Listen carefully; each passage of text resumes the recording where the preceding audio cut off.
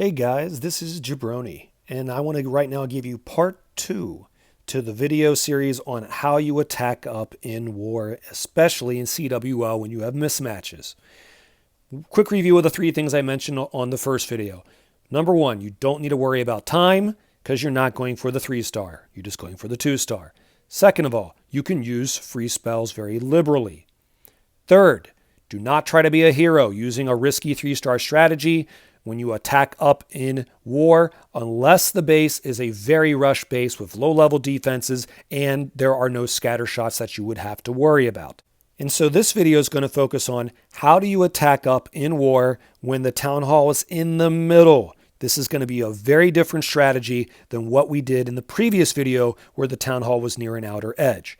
There are 3 keys that you need to keep in mind on how you attack up in war when the town hall is in the middle. Key number 1, use archers or possibly minions at places where you can get extra percentage that are not being covered by defenses nearby. Sometimes instead you could use a wizard at a corner that's out of range of defenses, or maybe you go a little bit more expensive and choose a baby dragon, which is going to last even longer than archers, minions, or a wizard. The second key I want to point out is bring beefy troops that are going to have high hit points to stay alive for a long period of time. For ground troops, that would be things like P.E.K.K.A.s and Yetis, maybe ice golems involved as well. I recommend even having healers behind, as you see here on this attack. For air attacks, you might want to consider E-drags, especially if the buildings are 0 to 1 spaces apart, or possibly regular dragons. Third key. Like we talked about in the last video, you can use free spells liberally. Freeze important things to keep your troops alive, such as the Eagle Artillery, maybe even the Clan Castle troops along with the poison spell. Scatter shots are important to freeze. Freeze what you need to freeze to keep your main troops alive going to the town hall. And the fourth key, forgive me if I initially said 3 keys, but the fourth key, you might want to consider a blimp, especially if it has Yetis, maybe a Yeti and 2 archers if you're a Town Hall 11 or Town Hall 10 and you can't fit 2 Yetis. Or now you can consider sneaky goblins to bring in your blimp to make sure the Town Hall goes down. Now that we've talked about the 3 or 4 keys that you need to keep in mind for how you can attack up on a base that has a town hall in the middle, let's go ahead and show you 4 attacks. The first one here is Ninja Warrior. He is a Town Hall 10 hitting a max level Town Hall 11, except the walls aren't max. But if you look at the defenses here, they are max level. You kind of saw bits and pieces of this attack when I was talking about other elements in this video. You'll see he's using minions down here, a wizard over here at 9 o'clock, a baby dragon was used over here at 3 o'clock, another one up here at 12 o'clock. He's trying to do 2 things. He's trying to set up a funnel for his dragons to come here in between at 4 to 5 o'clock. He's also trying to get extra percentage here because you always need to get 50% or higher. Now, let me show you how well this strategy can work, having beefy troops and getting extra percentage wherever you can. Ninja Warrior does not have very high level heroes for a Town Hall 10, and yet he was still able to make this work. He created the funnel at 3 o'clock and at 6 o'clock using minions and a baby drag. He uses his heroes to shoot down at least 1 air defense. If his heroes were a little bit higher level, then maybe he could have gotten even more value here from this little hero push. And then he brings the dragons in between. I think most of them come here around 5 o'clock. And he's also going to bring a blimp. The blimp is to make sure that the town hall goes down if the dragons can't make it.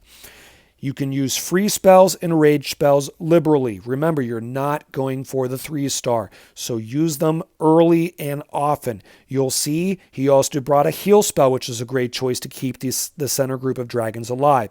Poison spell comes down, and another free spell. He does not have a warden to keep his dragons alive, so freezing the Eagle Artillery twice and then freezing again that air sweeper, which is an enemy to dragons, was a great choice. Now, he brought a blimp, and he purposely brought it from behind where his dragons had started. Why? Because they would have soaked up any of the black air mines that would kill the blimp before he could make it to the town hall. He brought not only a dragon, but also some sneaky goblins to make sure the town hall went down. And since he set up his attack with the troops I mentioned earlier at the corners to get free percentage, he already can make sure that he's going to have enough percentage to get 50% or higher. And like I said, he also took down the town hall with the blimp to make sure he could secure the 2-star as a town hall 10 with low-level heroes hitting up on a max town hall 11. So excellent job, Ninja Warrior. This was a great attack and it got the job done. Next attack I want to show you here. Maybe I should have put it on the other video because this does not have a town hall in the middle, but I wanted to show you where E-drags, mass E-drags, are a great choice for an attack strategy. Take a look at this space. Do you see what I see? All these buildings that are 0 to 1 spaces in between. This is a great place to use mass E-drags. So what I did is I used the E-drags first to create the funnel. My main group is going to come here between 7 and 8 o'clock. So I also used my heroes here, Barb King in front and Archqueen behind, to get even more percentage and to hopefully also shoot down an air defense, although that air defense kind of ended up being out of range of my E-drag, so it didn't really matter. Test balloons in front of the main group of E-drags in case there's black air mines. My blimp is used to make sure I get the town hall down. I had another E-drag and also 3 sneaky goblins. Rage spell, town hall goes down. Grand Warden's ability is used. Again, I'm using lots of free spells to try to keep my E-drags alive. You can see I got well over 60% here. Mission accomplished. 2-star has been achieved on a Town Hall 13 using my Town Hall 12 account, which is Jaflava. Third attack I want to show you. Let's now show you some ground attacks where the Town Hall is in the center. This one is Lord Quirt. He's a Town Hall 12, and he has to hit a Town Hall 13. So what was his plan? First of all, he is going to use archers and a minion to get some extra percentage, which I kind of showed you that earlier in this video. I also recommended to Lord Quirt, this was my plan, that he used an ice golem and 2 Valkyries to try to get this royal champion down so that she wouldn't be an issue. It didn't work quite as well as planned, but you can see the royal champion is at very low health, so mission was kind of accomplished. Like I said earlier, a couple archers up here. You'll notice the archer towers cannot cover the building that was right here that the archers took down. It can also not cover this army camp. If he would have put an archer a little bit further to the left, he could have taken down this army camp as well. Unfortunately, that did not happen, so he was only able to get 1 building down, but still, 1 building is 1 extra building. That is actually going to end up helping him in the end on percentage. A minion over here, keep in mind, guys, 1 minion can maybe get 2 or 3 buildings down if it is out of range of air targeting defenses, such as archer towers. A cannon cannot shoot down a minion, neither can a mortar. So consider using a minion at places where air targeting defenses cannot take it down. From here, he used 2 E-drags with a test balloon in front because you had all these buildings here at 6 o'clock that were 0 to 1 buildings apart and also at 9 o'clock. And so since the air defenses were placed where they would not cover those corner buildings at 6 o'clock and at 9 o'clock, he was able to successfully get high value from 2 E-drags to create a funnel where he eventually then will bring his kill squad at 7 to 8 o'clock to target coming towards that town hall. He brought a ice golem in front to give tanking ability, and then the P.E.K.K.A.s, Barb King, then comes a wall wrecker. He brings some Yetis as well with healers to try to keep these troops alive to make it to the town hall. Archer Queen and Warden obviously comes as well. You'll notice he has a jump spell just in case the wall wrecker doesn't make it. And he brought 4 heal spells. Right away you can see he is starting to target defenses that could kill his kill squad too early. In fact, I don't know if you noticed, the scatter shot did turn direction, was going to start hitting his Barb King. So he freezes the Inferno and the scatter shot at the same time. He freezes the other Inferno and scatter shot at the same time. And he froze the Giga Inferno that was about to pop out of the Town Hall. This is all very purposeful to keep his kill squad alive. One more freeze for the Inferno and the scatter shot over here. Since he did not need his jump spell to get to the Town Hall, he can now use it to take down yet another Inferno and more buildings. He also took down the Eagle. And notice his percent. This is not an easy attack to successfully pull off.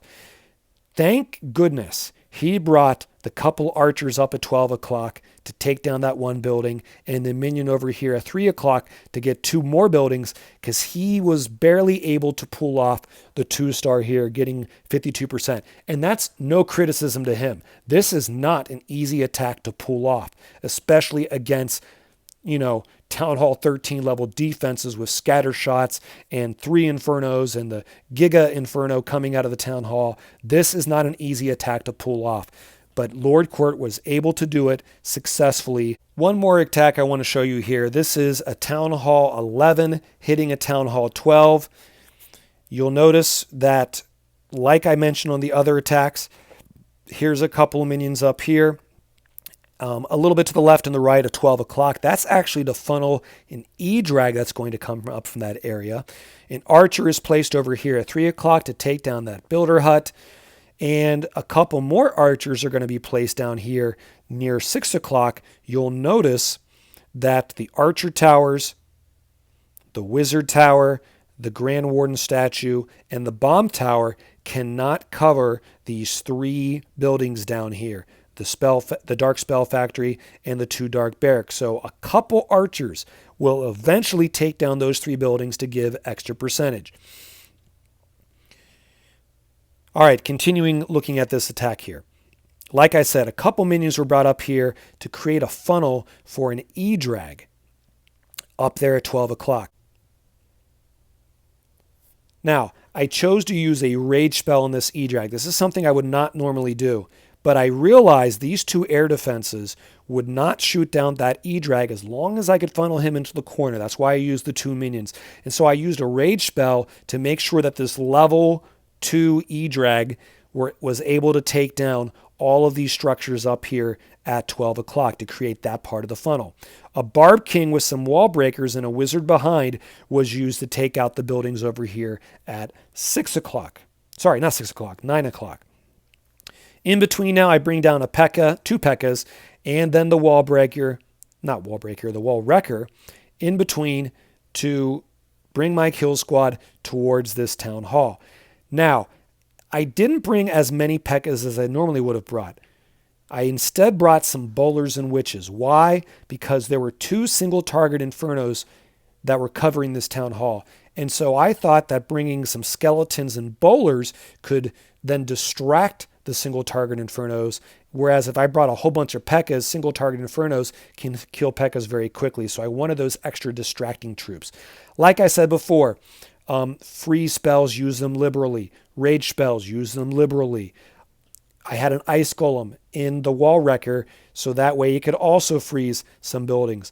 And lo and behold, this gave me definitely enough percentage to get the 2-star. In fact, this one worked better than planned.